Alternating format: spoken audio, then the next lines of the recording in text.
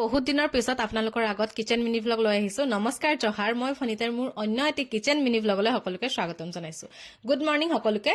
আৰু এয়া বৰ্তমান মই এতিয়া বনাবলৈ লৈছো চুজি কিয় বনাবলৈ লৈছো কাৰণ আজি দেওবাৰ, আৰু দেওবাৰ বুলি যে অকনমান দেৰিকৈ উঠিম বুলি ময়ো ভাবিছিলো আপোনালোকৰ দৰে, কিন্তু নহল কাৰণ দেউতাক হঠাতে ডিউটি যাবলগীয়া হ'ল আৰু তেওঁ ডিউটি যাম বুলি ক'লে যে সেইটো কাৰণে মই খৰখেদাকৈ গা পা ধুই কিবা এটা বনাই দিওঁ বুলি চাওঁতে চুজি পালো, তাকে চুজি বনাই দিবলৈ লৈছো আৰু পিছতকে ভাত বনাই কিনে দি পঠিয়াম বাৰু। আৰু এতিয়া মই এইটো চুজি বনাবলৈ লৈছো আৰু মই ভাবিছিলো ৰুটিয়ে বনাই দিম খৰখেদাকৈ যিমান জল্দি পাৰো, কিন্তু দেউতাই ক'লে নালাগে ৰুটি বনাবলৈ, চুজিকে বনাই দে, মই লৈ যাম আৰু চাহৰ লগত কিবা খাবলৈ দে বুলি। আৰু এইফালে মোৰ চুজি হৈ গ'ল আৰু আজি বাবুৰ মাহঁত আহিব, আৰু বাবুৰ মাহঁত আহিব যে বাবুক চাব দেই কি কৰি আছে।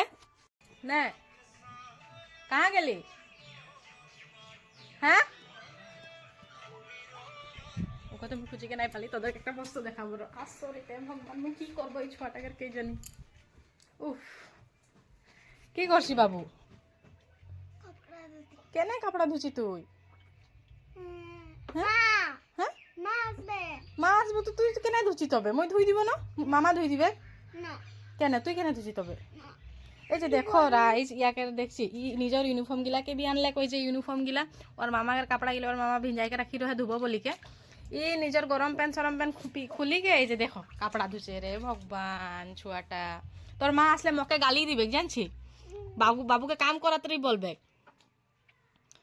হলে আমি কি বলবো তবে? হ্যাঁ হে ভগবান, কেতনা কামিয়া হে ছুয়াটা, দেখছো কি করবো মুই এই ছুয়াটাকে মুই নাই জানছি।